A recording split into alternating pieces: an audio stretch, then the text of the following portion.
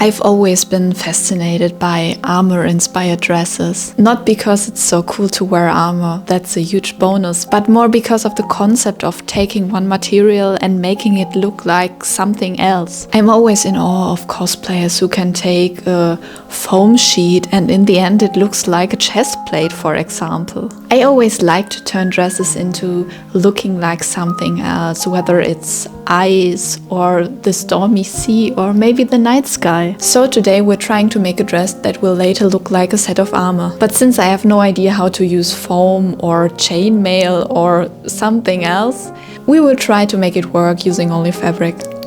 For the design I looked at a lot of armor and saved some I really liked.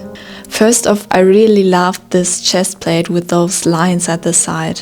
I felt like those small details would make perfect darts to make sure that the chest plate would curve in the right way. Next up, I found this waist part that I loved. I think those overlapping scales would make an easy armor look, and I'm curious if it's possible to replicate them in fabric. Then I saw this back plate where I really liked the lines as well, and I thought I could maybe replicate them by making folds in the back. I also really love the look of armored hands, so I want to try to fake that with some kind of gloves, I think. Overall, I still wanted to look like a dress, so I added some details that would look less solid and more flowy, like bigger sleeves or a wide skirt. Hopefully this will break up the stiffer parts and will give the dress a magic feel. To achieve that, I suspect we will need a lot of mock-ups and a lot of planning, so I think we should just get into it. First up, I rate my pattern folders to check if I have any patterns that might work for parts of the new project.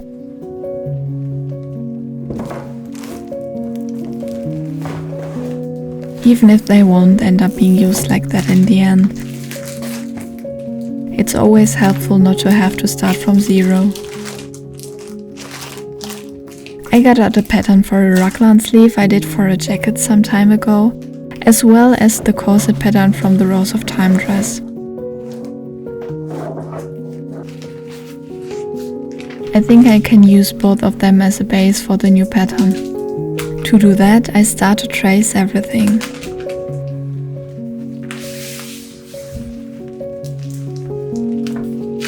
This way I can directly put away the old patterns and don't risk to lose or destroy them. It's also most likely that I have to cut into the paper patterns at some point, and for that I don't want to use my finished patterns. I also decided to split this project into smaller parts since once again it was a very big project and I didn't want to get overwhelmed.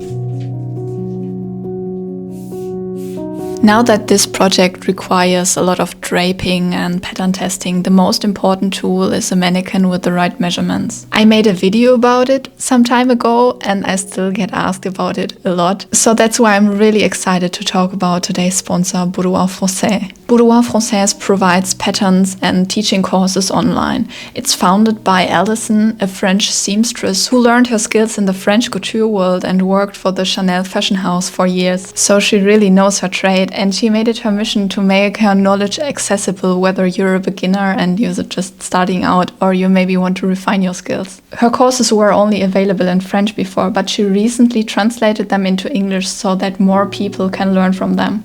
And her best-selling course is custom-made sewing dress forms, in which she shows us the techniques used in sewing workshops to transform the mannequin to fit her body.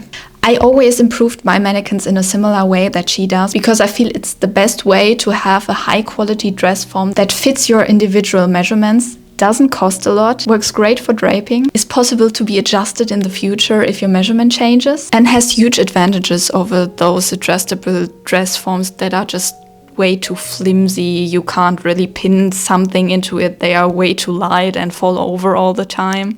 With the Boudoir Français Masterclass, you'll learn to start with a solid, stable mannequin, and Alison will teach you how to analyze your silhouette and how to stuff your mannequin with inexpensive materials. You'll also learn how to create a cover for your improved mannequin that will fit perfectly over it so that it looks clean and professional. Everything is split up in simple steps and easy to follow. I'll add the link to the dressmaking course into the description, and it's even discounted now, so if you want to make your own dress form, make sure to check out Alison's course. Thank you Boudoir Français for sponsoring this video, and now let's go make that dress. And while working on duplicating the patterns, I already thought about where to start on this project. Since once again I need a sturdy base to build everything onto, I chose to continue working on the corset. Even though I knew the pattern in itself worked well, I still decided on making a mock-up.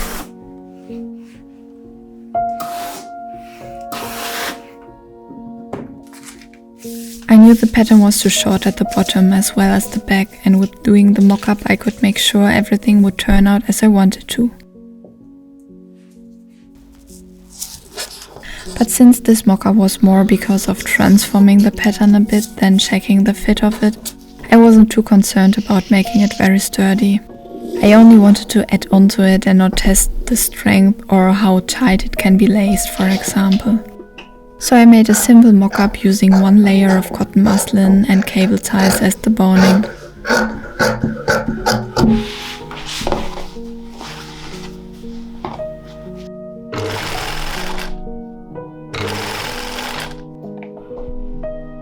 This also helped with getting the mock-up done fast, since I knew I still had a lot of mock-ups before me.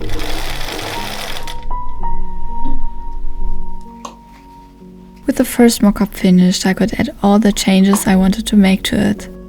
I heightened the back, built in more volume at the bottom, and already drew on the waistlines to see if I got the proportions right.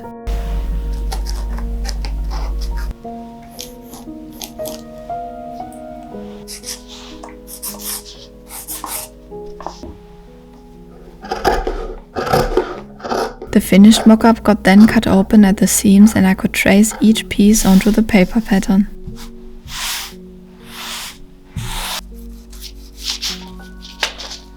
With that done, I directly moved on to work on the actual corset.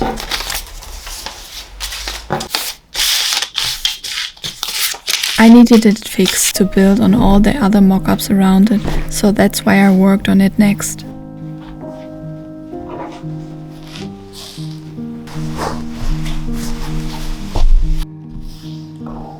Here I used a coutil fabric that is often used for corset making.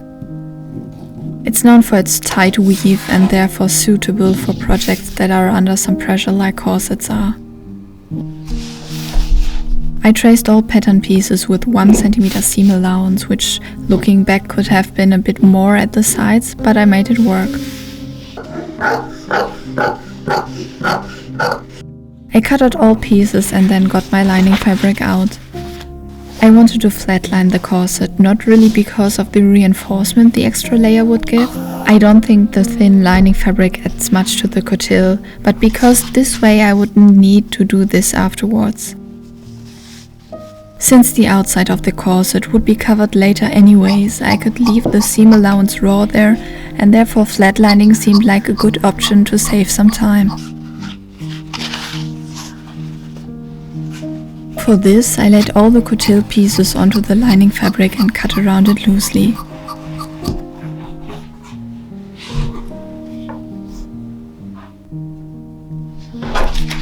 Then I could sew around the edges with a loose stitch and cut away all the extra fabric.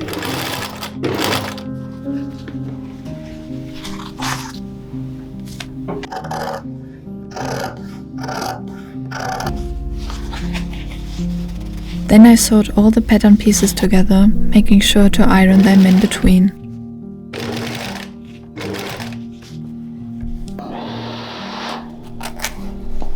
I ironed the seam allowances open and then to one side to use them as boning channels.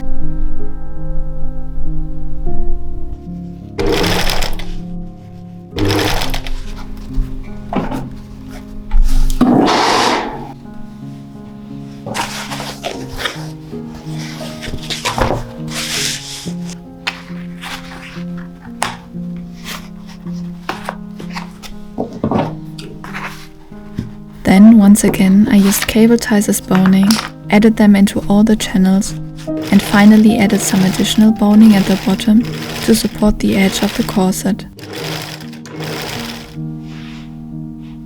With the corset assembled, it was time for a quick try-on. I was really happy with the fit so far. You may notice that it's slightly too big for me. This was done on purpose because I would love to see this dress photographed by other people as well, and the changes for it to fit others are higher when I make it slightly bigger.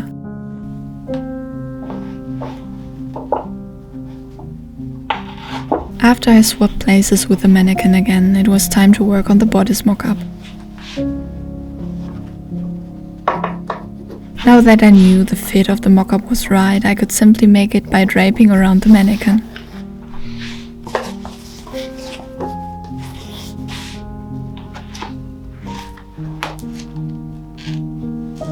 I was really happy that the darts in the front were that easy to drape. I thought they might be more difficult because of the curve, but they turned out really easy.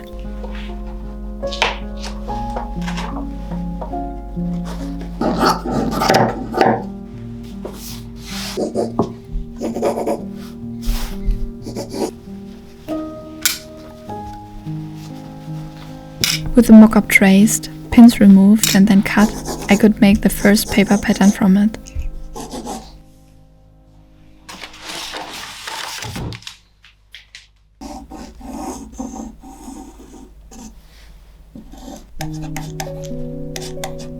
Using this, I traced it once more, this time on the muslin fabric again, for another mock-up.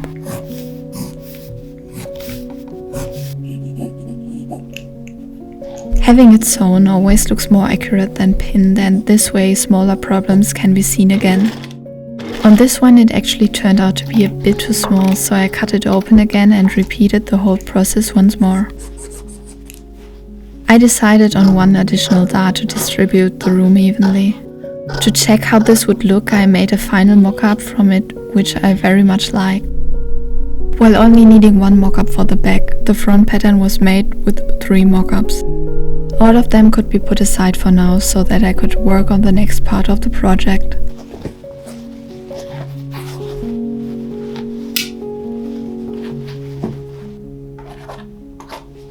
Next up, I worked on the mock-up for the waist part.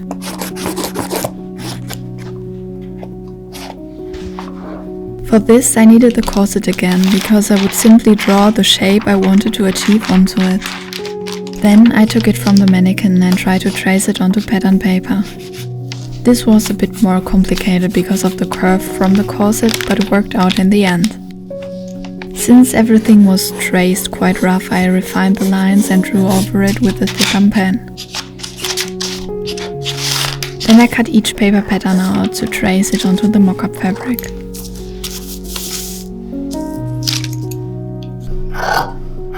To check the fit of these pieces, I just pinned them onto the corset. In contrast to the bodice mock-up, this one directly fitted how I wanted it to.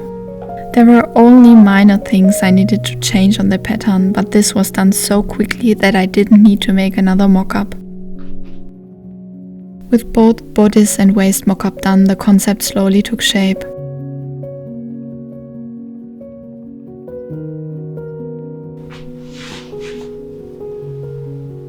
The last mock-up was probably the most complicated one. In order to achieve the right fit on the sleeves, I needed to make a shoulder padding as well as a strangely shaped sleeve pattern. First I had to work on the shoulder padding. I decided on building it onto the mannequin so that I could see if the proportions were as I wanted them to be. On top of the muslin base I pinned some padding to build up the shape. Then I draped a cover over it using more of the muslin. I wanted to create a subtle slope from the shoulder upwards, so the pad needed to be curved a lot.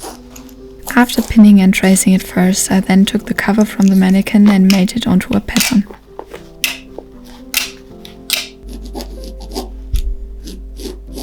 This was then sewn once more and put onto the padding.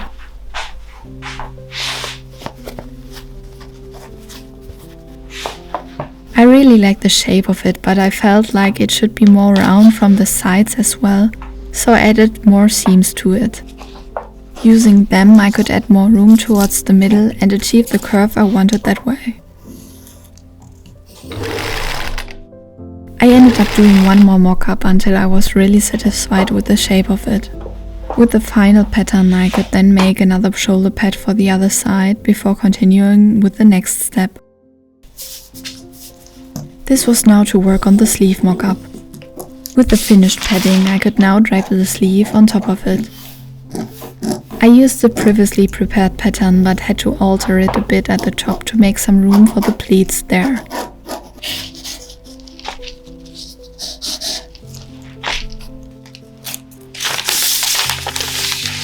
This was then tried out as well with another mock-up. This one looked really great and was a lot easier than I thought.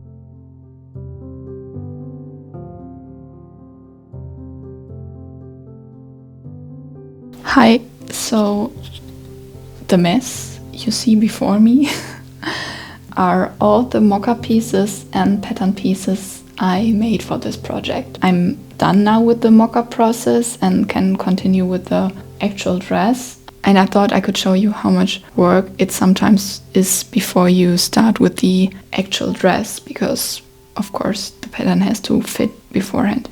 So on this pile over here we have the final mock-ups, like the final sleeve pattern, the final bodice as the mock-up, as well as the final patterns. So all of those pattern pieces are the ones that will actually be used for the dress, like this. They all match together. This is what we have to use to continue. And on those piles over here, we have all the mock-ups that I had to make to get there, and also all the patterns that I had to use to get there. There are some things that I had to do like 3, 4, 5 times to get the shape that I wanted, and sometimes you can't really use the paper pattern for it when you continue to work on it because the shape doesn't match and you get confused with the lines. So I tend to trace the pattern and then change it. So I always have a few paper patterns laying around. And sometimes the whole shape changes so much that you have to use a new pattern. Or sometimes, especially when I'm doing darts, I trace the pattern, otherwise it would get very confusing to use those. There are also the patterns that I made for other projects where I thought they could be useful. So for example, this was where I used my sleeve base from. So I also have to put them back into my pattern folders. So that's the big pile over there. And here are all the mock-ups I had to make in order to see the pattern and see how it works and stuff like that. And then it's finally time to start with the actual dress. Well, I mean, I already made the corset part and also the lacing part for the back, so it's time for the fashion fabric part, I guess. And I'm really looking forward to it. I hope you are too. I will put all of this away now and make some room for the fun part.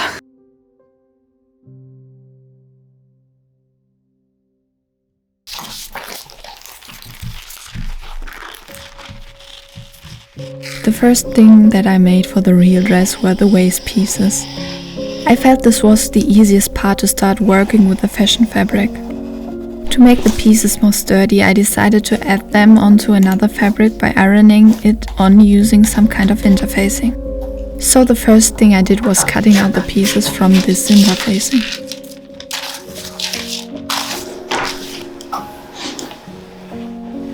Then I prepared the base fabric by ironing it.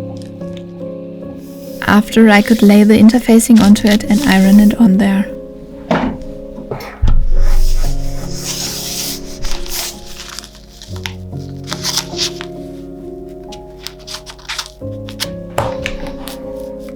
After some time to cool down a bit, I could cut out the pieces from the fabric. All 5 pieces were then temporarily put aside to prepare the fashion fabric.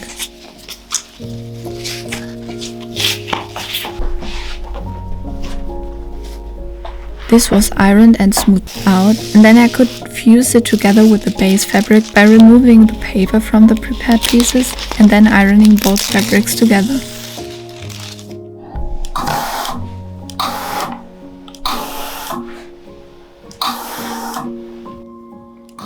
This needed to cool down a bit as well, and then I could cut out all the pattern pieces.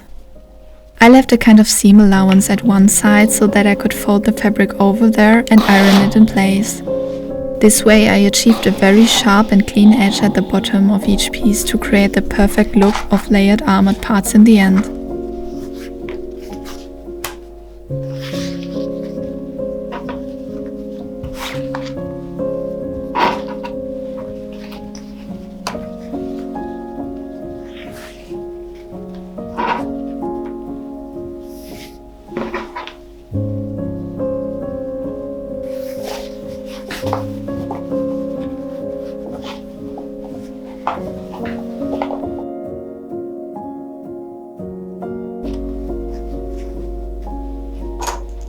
After the waist pieces, I decided to tackle the gloves. Here again I made a lot of small mock-ups for each finger part.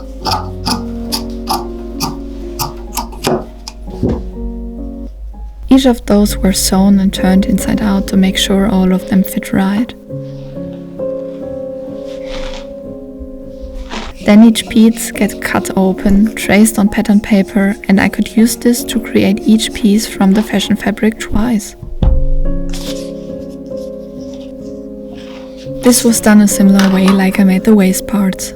I used the interfacing to turn the seam allowance on top and bottom inwards to create clean edges everywhere. Then I sewed all the seams closed and turned everything inside out.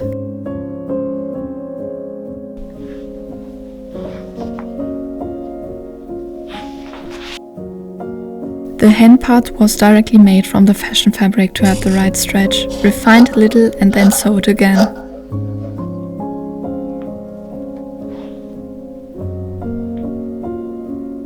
Finally, I made an additional part to cover the forearm the exact way as the waist pieces. The finished glove made me so happy because I loved the outcome of it.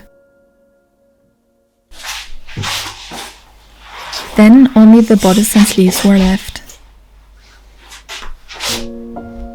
I had previously cut out all the bodice pieces before so that I could use all the scraps for the gloves, so now I could directly start to work on assembling it. To pin the darts I used extra silk pins. These are a lot thinner than regular pins and are very useful when working with fine fabric that catches threads a lot. To get the curves of the darts just right, I pinned each of them carefully before sewing them.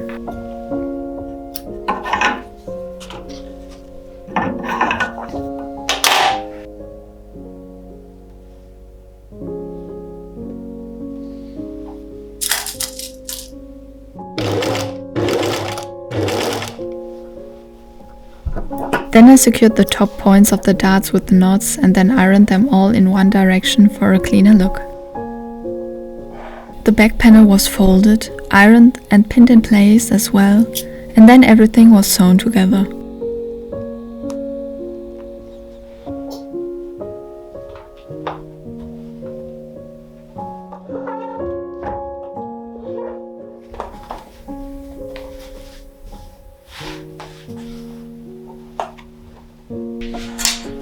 Next up I worked on the skirt.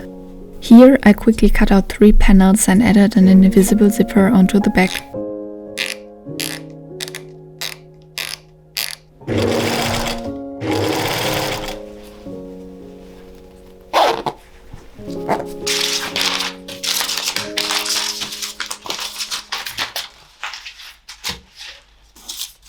Like with the mock-up before, the last thing to prepare were the sleeves.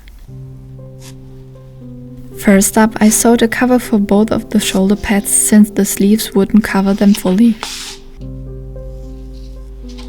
Then I made the sleeves.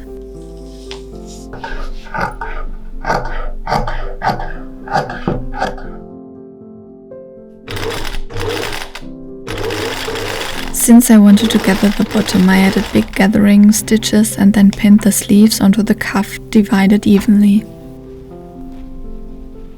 I always feel like it's a lot easier to sew the gathering in place before closing the seams on the sleeve as well as on the cuff. This way around, while handling the gathering, everything lays flat and then closing the final seam can be done in one step.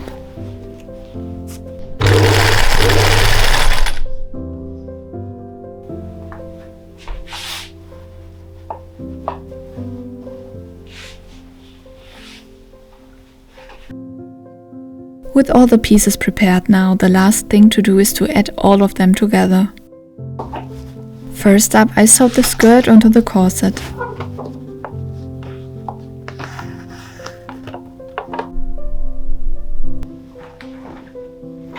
Next up, I worked on adding the sleeves to the bodice.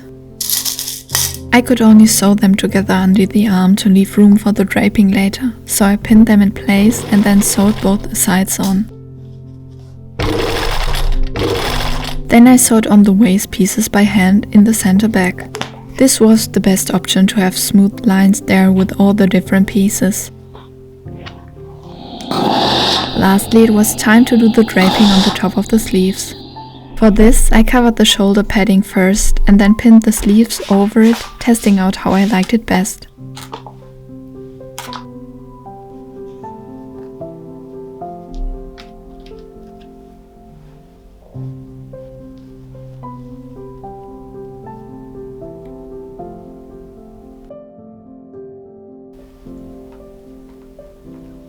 Once I was satisfied, I secured each pleat and the shoulder pad onto the dress by hand.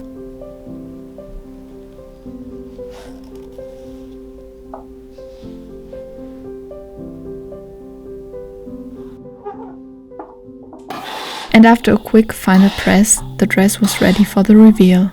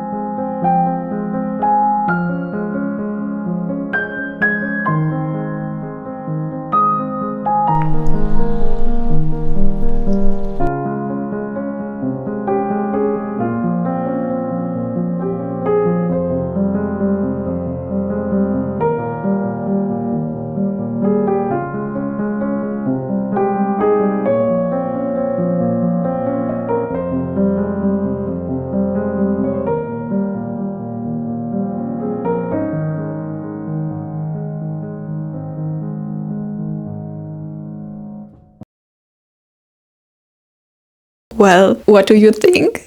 I'm really happy with the outcome of the dress. I think I definitely succeeded that the dress looks like some kind of armor, so I'm really happy about that. But I'm really curious what you think, because after all, it's really less of a dress than I usually make, I think. So I'm really curious what you think about it and if you like it. And if you feel like I achieved my goal. I also want to thank Boudoir Français for sponsoring today's video. And I have one extra announcement because I'm on Patreon now. I opened up my Patreon this month and there will be a lot of bonus content, but especially for each video I post over here, there will be an extra video over there as well where I dive into more detail about one specific thing I mentioned in the main video. So for this video I made an extra video where I focus on the gloves and how I made them, how I failed, and some more details what I think about them and how they came to be. So if you're curious about that and you want to support me some more, then head over there.